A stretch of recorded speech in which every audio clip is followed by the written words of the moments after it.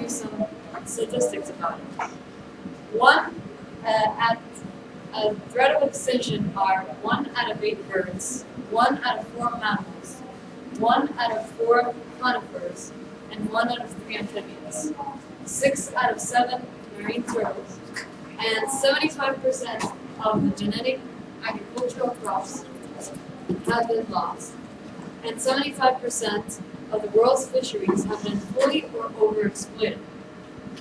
Up to 70% of the world's known species are at risk of extinction if the global temperatures rise by more than 3.5 degrees Celsius. Lastly, 1/3 of the coral reefs around the world are threatened with extinction. Now I would like to introduce the panel Analisa Pérez Quintero, who is the founder of GAIA, that is the Grupos Ambientales Interdisciplinarios Aliados, Yolanda León from Moicas DR, and Ruben Torres, who is the director of Reef Check here at the Dominican Republic. Now they will each introduce themselves and tell us their involvement with biodiversity and what can be done about it.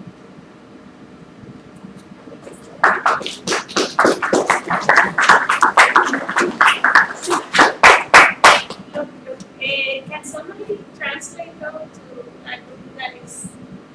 Can somebody help translate if it's possible? Okay.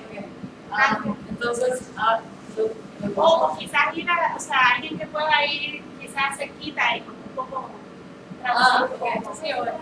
Gracias.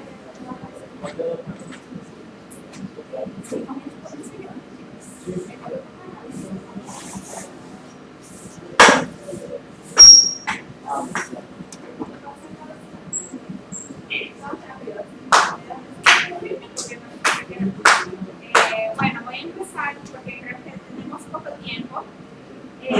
So I should do in English. Everybody? Alright. I work for Grupo Jaragua, which is a Dominican NGO that is dedicated to preserving biodiversity. We work in the island where we focus on Jaragua Biosphere Reserve, which is the only UNESCO biosphere reserve we have in the country. And what we do with biodiversity, we try to incorporate local human communities and also help improve their livelihoods. So very quickly, because I know I have a little time, just some of our signature programs so that you know more or less what I do. So in monitoring and conservation of endangered species, one of the first programs we started was with sea turtles in foraging areas. And this is mostly on coral reefs for hawksbill and green turtles. And that's a little bit of the work we do with some of the young people in the community and fishers. We do that once a year. Next, and oh no, sorry, back. So we also, since a little more recently, we started monitoring them on the beaches, and we have a program in Jaragua National Park and also in the Leste National Park in Saona Islands. And we monitor the nesting of sea turtles on the beaches. Next one. And we've also set satellite transmitters for some of our turtles in 2008 and 2009, so we could figure out where they forage, or so where they come from and before they nest here, or where they live the rest of the year. So as you can see, many points in the Caribbean, including Puerto Rico, Bahamas, and a lot from Central America. Next. We also have about 10-year-old monitoring program of the only 2 native and endemic land mammals. We have the hutia and the solinodon, and these are very mysterious creatures. They only come out at night. They only live in forest areas. They don't like humans. They're very shy. So we have to put motion sensor and infrared cameras to try to learn a little bit about them. So that's a very also another of our programs. We also work with one of the favorite birds in the Dominican Republic, the Hispaniolan parrot. Everybody likes to have them in their home, but that's actually driving them to extinction. We have close to 100% nest poaching in Jaragua National Park, so we're trying to change that a little bit. We also, one of our longest or most important programs is also with Ryford's iguana, which is one of the 2 rock iguanas that this island has. The only island in the Caribbean that has 2 rocky iguanas, and this one is it has a very small habitat near the southwest. And also we found just a population at the border in Haiti. So we're working with the Haitian colleagues and also people from the southwest to try to save it. And we also started a program on this very rare bird, which feeds in the Carolinas in the United States and only nests in Hispaniola. It nests in Haiti and Dominican Republic, in Sierra de Bauruto, and Massif de la Seine. And we've been studying them for about 4 years, and also very, very endangered. We also work with the amphibians. The Dominican Republic and Haiti, we have the honor of being the 2 countries with the most present frogs in the world. And so we are working to try to save some of these frogs. We are also working with rare and threatened plants, especially in the Biosphere Reserve. Many plants you've never seen, but because of that, we need to make them known and preserve.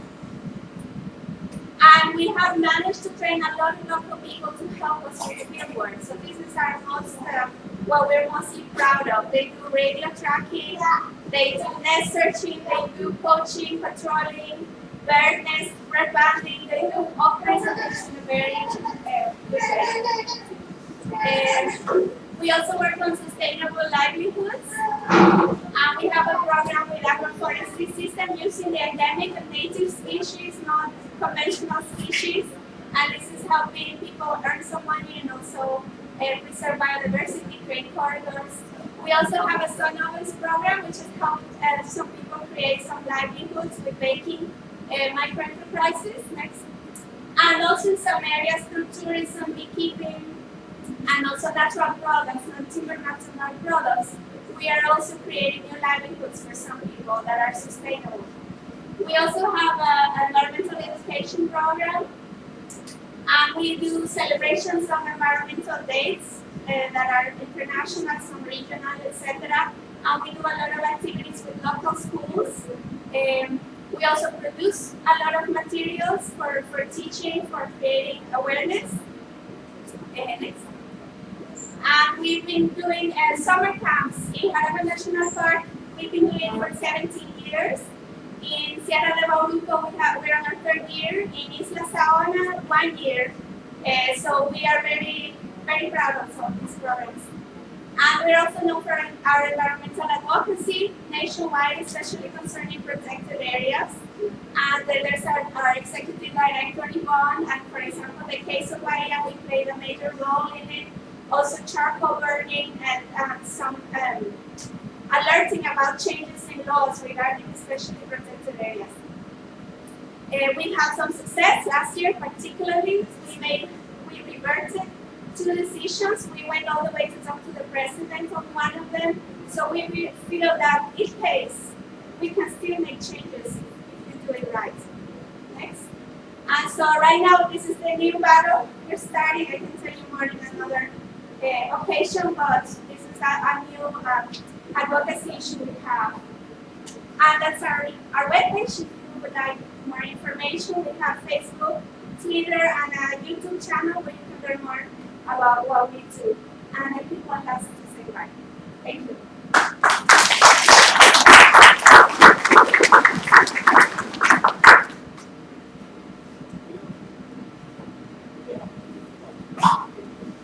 Now keeping things local, the same island at least. I'm my daughters. I'm the director for Recheck Dominican Republic, another NGO like Nicaragua, working again to preserve biodiversity. We are specialized mostly on coral reef, and we actually co-manage a marine park right next to the San Domingo Airport. So those of you traveling from other countries where you landed, the ocean right there is a protected area that we help manage with the Ministry of Environment. We have been doing a lot of programs over the years to preserve the ecosystem as a whole. Mainly detecting the health of the reef over the years. We have community-based monitoring program, teaching non-scientists basically how to count fish and corals and other things in the reef. We kind of get a quick estimate of how healthy that reef is. from those monitoring surveys, we have been able to detect a few of the impacts that we have in the park. And again, we're working in this small marine protected area just to create the case, to get a model to expand to other areas of the country and probably the region. But we have found that overfishing, like in many areas of the Caribbean and the world, is one of the main problems affecting coral reef. We have been basically fishing down from bigger fish to smaller fish. And now we have a 24/7 fisherman in the water called the lionfish, which is an invasive species to the Caribbean that we're also working with. And Carol Morgan has been a very key actor in controlling and doing lionfish fishing tournaments to help people how to handle them safely. As you know, they are venomous animals, so we have to teach people and fishermen how to handle them safely and how to eat them. They happen to be a very good fish to eat, and humans are the most efficient predator on the planet. We have been able to create some controls, like at least some of the protected areas in the country. We're working very closely with the fishermen cooperative there. As you know, fishermen are pretty much everywhere in the island. The land also knows that these people live in very small towns, very remote areas, and they eat from the catch that they have that day. So it's a very tricky management issue to work with, try to protect biodiversity, but also protect humans, which is also part of that biodiversity. And how do you deal with that? In a general sense, we basically, and to keep my talk short, we try to implement marine protected areas. We're trying to protect an area instead of just focusing on individual species, as this country has a lot of limitations on environmental control. So we tend to protect an area, which happens to be marine protected areas or not, and also including humans, trying to have humans make use of those resources, but in sustainable manner. Basically, we're having to be able to teach fishermen in La Caleta that they can fish, they can catch fish and get it out of the water, but they're going to sell it once. If they leave that fish in the water, they can, for example, bring tourists to see that fish every day, and they will make money from the same fish forever, basically, which is called sustainable tourism in that sense. So if you have a chance on your way out of the Dominican Republic, it's up in La Caleta, it's right before you turn to the airport. We're more than happy to share my experiences with you there. Thank you very much.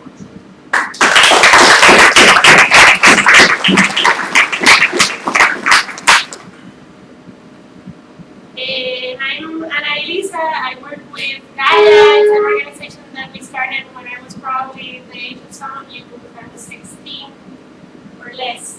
It's a non-profit, and then I also work with, we started Project Calamu, which works with agriculture. So I thought about speaking specifically about the Northeastern Ecological Corridor, which is an area that we got protected to actually protect biodiversity in Puerto Rico. But also, if anybody has questions about agro-biodiversity, I can also talk a little bit about that. So I wanted for everyone to know where Puerto Rico is. It's right next to Dominican Republic. It's that little island right next to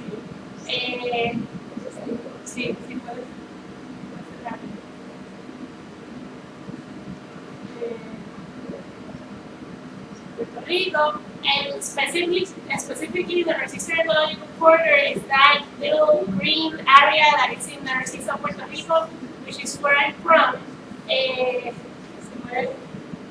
And it's an area that for many years was, there were 2 mega hotel resorts that were supposed to go into that site. So we organized in the community to try to make the area a nature reserve. It's a mosaic of ecosystems. It has all sorts of wetlands represented, all of the wetlands that are in Puerto Rico. It has a small bioluminescent lagoon, which is that one, Laguna Agua Prieta, which is a temporal lagoon, so it glows during the night. It has the biggest mangrove forest in the northeastern region, among other things. Some of the plants and animals are not even that many, but it's an area that is very special for us in Puerto Rico. And it has the highest diversity in the northeast of birds. So it's an area where a lot of birds come and visit. This is the bioluminescence. They are dinoflagellated, so it glows at night. And it's a special home to the leatherback turtle, which was really important during the struggle to protect the area because it was a species that we used as sort of it's a species that people tend to like and that we used a lot to give information about the area. It's the largest marine turtle in the world, or the tinglao, also we call it. It's different from other turtle species, the family. And these are some examples. This is not actually a leatherback, but we did a lot of different activities with the turtle as the main sort of sponsor for the area. And then we conduct biolids, which are rapid assessment of species in an area, where we invited a lot of people to get to know also the corridor as a site, where we do, and then after the biolids, we just do monitoring in the area with the community, with bats, with fungi. It's an expert in fungi. Through the biolids, we saw that there was a Crocodile palmata, which is a coral that is endangered, and it was there in the corridor. We did lichen identification workshops, more than one, which are these symbiosis between the fungi and the cyanobacteria, and more lichen work. And then we went out and looked for lichen with the community. Then we also have been doing for 8 years since we started the Northeastern Ecological Corridor Coalition, which is the organization or the mega coalition that works with this area, where Gaia is a part of. We're a member organization, and we've been for 8 years doing a turtle festival or a tinglar festival, the Festival de Tinglar, where this year we signed the law to protect the area as a nature reserve, this year in April. And then we do bird monitoring a lot with people from the community and different bird census per se. We do the Christmas bird counts, which are bird counts that are done every December, January, to look for migratory species that come into the island. And there we detected a gallerito melódico, or I don't know the name, gallerito melódico, piping gourd. Yes, yeah, which is an endangered, very important species to see in the Caribbean and in Puerto Rico. And through that, we managed to do different press things, so we helped also in the press, in the media.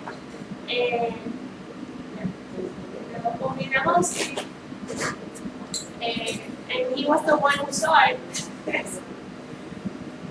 And then we do a lot of work. So the corridor is an area that is specifically important for the fishermen in Puerto Rico. So we do a lot of work with fishermen communities, and we did different stories. So we were working more with biocultural conservation and seeing how the fishermen look at the area and the species that they recognize and how they call them, to also protect the area in different ways.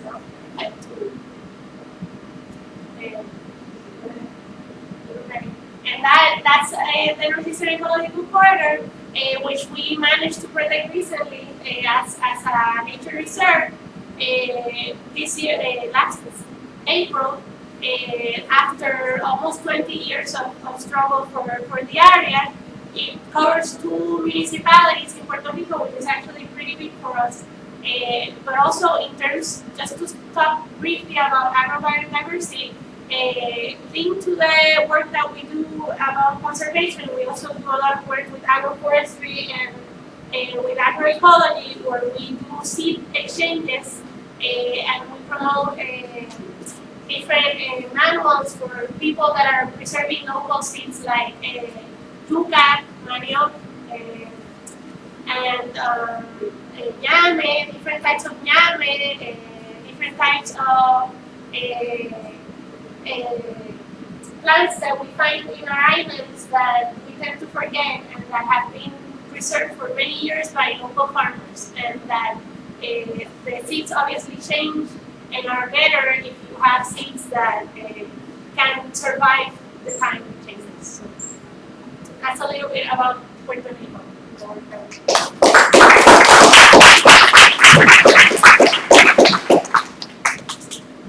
Okay, so now we will have time for questions. We have 15 minutes, so take your time. Think about some questions you might want to ask them, and feel free to just raise your hand, and they will call you out. What are some native species of what are some native species of República Dominicana? Oh, so many.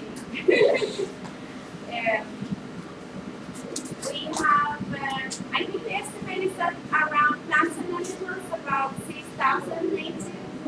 And out of those, I think about a third are endemic.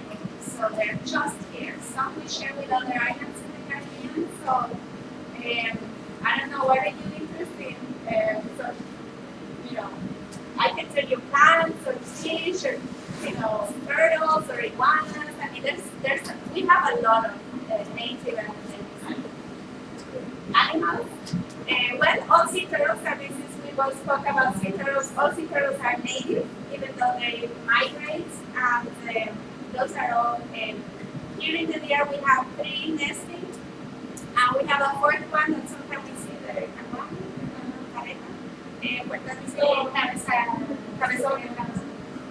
so that's that. We also have 2 in the Hispanic, we have 2 freshwater turtles too. That are, one is endemic, the other I think is also shared or associated. But we're both being invaded by the ones from the pet shops, right? So that is a big problem where you can contribute, don't buy turtles in pet shops because those come from Florida and they're very close to our native or an endemic ones, and they're disappearing. In Puerto Rico, they're all hybridized. Puerto Rico learned the lesson, now we're on the way to doing the same. Puerto Rico did. Because already in Osama we have a lot. Birds, we have many birds. I mean, that is hard to, I don't know. So, okay. Yeah, we have 2, what I told you, like 2 land mammals that are unique. They're just here. There's Buti and Solenodonte. That's the Solenodonte. Very rare. I mean, in forest area, they're relatively, in some areas they're relatively common, but they are at night active, so most people have never seen them, even people who live in the area. What else? What are favorite animals? We have a hawk. The most endangered hawk in the world lives in Dominican Republic. It's the Ridgway's hawk, and it only now survives in Los Aitistas. Now they translocated a population to Punta Cana. We're doing okay, we'll see. What else is there? We have 2 iguanas. We have Rybert's iguana, we have rhinoceros iguanas. That's also crocodile. We have, I think, Cuba has 2. But we have a population of American crocodiles, manatee, West Indian manatee, vegetation. So those are natives. A native means that, for example, it can be Puerto Rico, can be here, but then we each have endemics, which are just from each island, and that's also a very big list. So we have a lot of biodiversity in each island in the Caribbean, so we need to preserve it. And a lot of times we don't know. I mean, my niece was doing endangered species research, and she's looking at panda bears stuff like that, and like we have so many endangered species, and they are the species you can actually do something about, not like the panda bear or stuff like that. But anyway.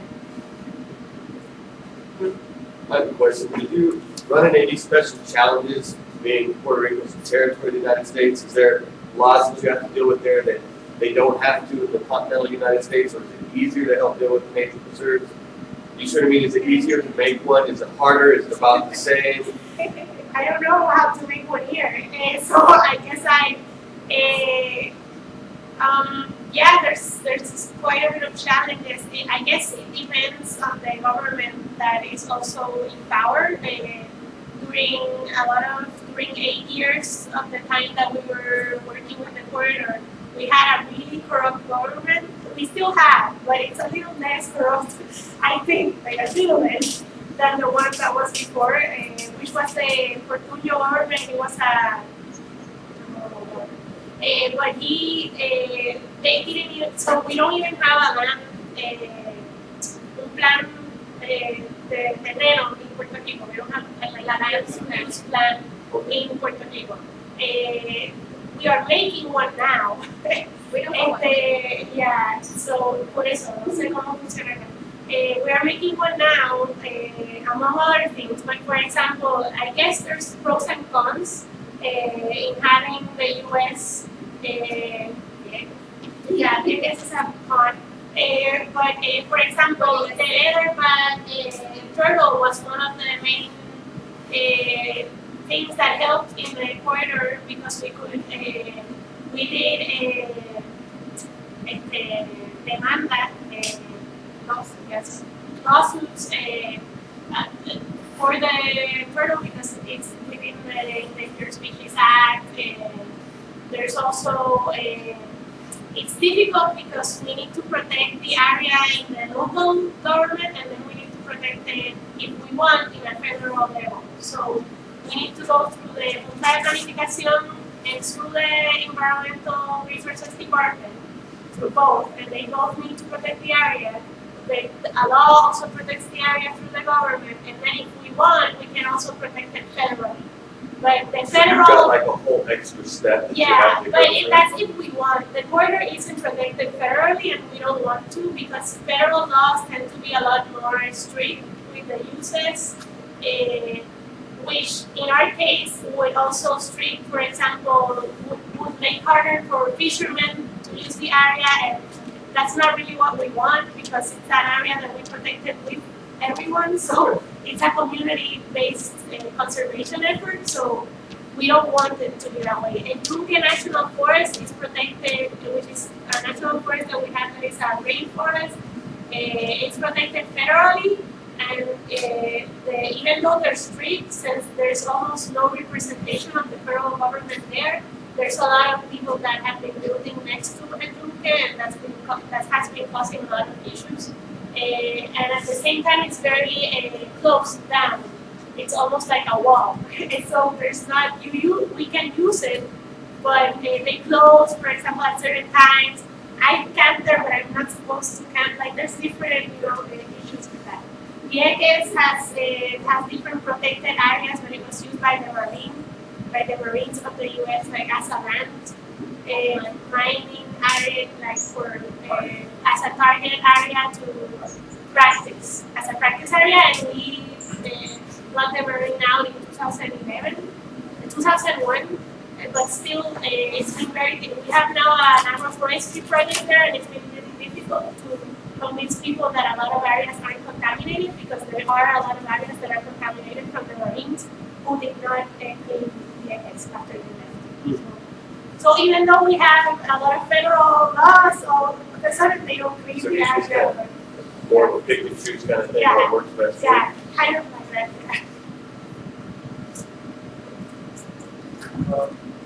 How often do you see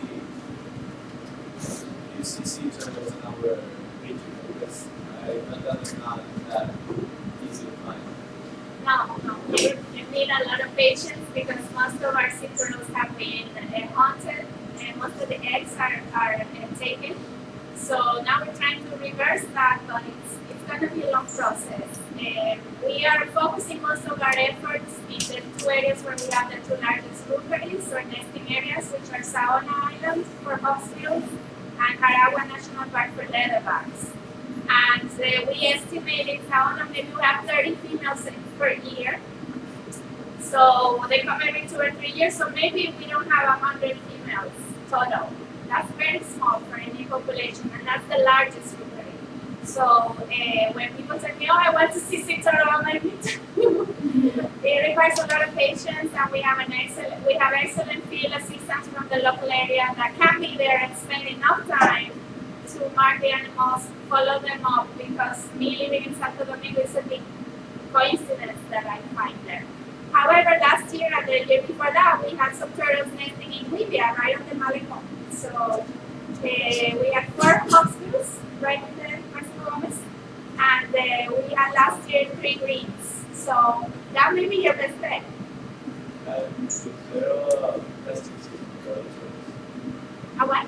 Is there a testing system for those turtles? Well, the other ones start about now. Actually, Puerto Rico's ahead. They start February, March, and they extend to July. And then some of the nests may hatch in September, up to September. But the females end by June, July. And hawksbill, they start in the summer, May, and June. They start picking up, and with the highest month is usually September, October. And then it sort of dies down. December is their last month. Do you have any big problems with illegal animal trafficking? Illegal Animal trafficking? for well, here the biggest trade issue we have is with parrots, Hispaniola parrots. And of course sea turtles, but sea turtles mostly is the eggs because people think they're aphrodisiac.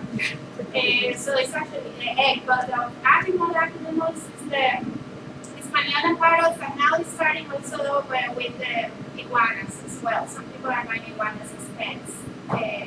And also they're introducing the green iguana, which has caused a lot of damage in Puerto Rico. It's already here as well. People introduce that one from pet trade. So that's a different issue, like the lionfish is an invasive. But we have 2 endemic iguanas. And so, but people are also having the endemic iguanas as pets, so that may also be bigger in the future. But right now, the parrot trade is just amazing. 100% of nests laid in Managua are taken by poachers to sell for people who want to have a parrot at home. So, yeah, in Puerto Rico, we have a lot of drug trafficking. It's really interesting. Yeah, right. But it's really interesting that a lot of the drug lords do a lot of animal trafficking as well. Like recently, there was a pantera, a panther, lost in like the middle of Caimito, which is like part of the city in Puerto Rico. And it was because like one of the drug lords got mad and he released it. But in Caimito, actually, there's a lot of animal trafficking, and I went to give a talk about the reporter, and one of the kids saw the leatherback and was like, "Oh, my dad has one of those." And like, so there's a lot of issues with animal trafficking, but mostly it's the same with the iguana. In terms of people started buying them as pets, and they had the little iguanas and they were cute and everything, but then they released them when they started getting big, and so there's a lot of iguanas now, and which apparently were in the island in different ways. It's not like something that came from out of nowhere, like some people say, but now there's a lot of iguanas which are actually eating a lot of the native flora. But my family, for example, eats the iguanas. Like we catch them and eat them. So there's different ways, I guess, to manage the different animals that are in the island. But for example, I can't eat them where I work now because they're too contaminated, and there's a lot. Because they live in the mangrove, and the mangrove right now is in the middle of the city, so it's very contaminated. So, but yeah, there is some illegal. I wouldn't know numbers, obviously. I mean, it's a tricky. Another issue with trade that goes across boundaries in different countries. For example, in a country like this that has many laws, but they're fully regulated. Fishermen are going to other countries, catching fish and income, the lobster are coming here with the boat and selling it as if it was a Dominican product. So it's a bit complicated because they're going someplace else, catching that illegally, bringing it here. It's a big mess. The Dominican Republic has actually been banned from exporting certain items like income, for example, that big shell, mollusk. Because we couldn't mean, we as a country, we couldn't demonstrate that we had that much pump in the water to compare to the numbers that we're exporting, meaning they were catching it someplace else in the Bahamas or Jamaica, bringing it here, and then selling all that. It's a big complicated mess that we have. Okay. So unfortunately, that's how much time we have. But I would like you guys to give a warm round of applause. These guys are really amazing people that are doing a great job at preserving biodiversity, and we should be inspired by them to do it as well.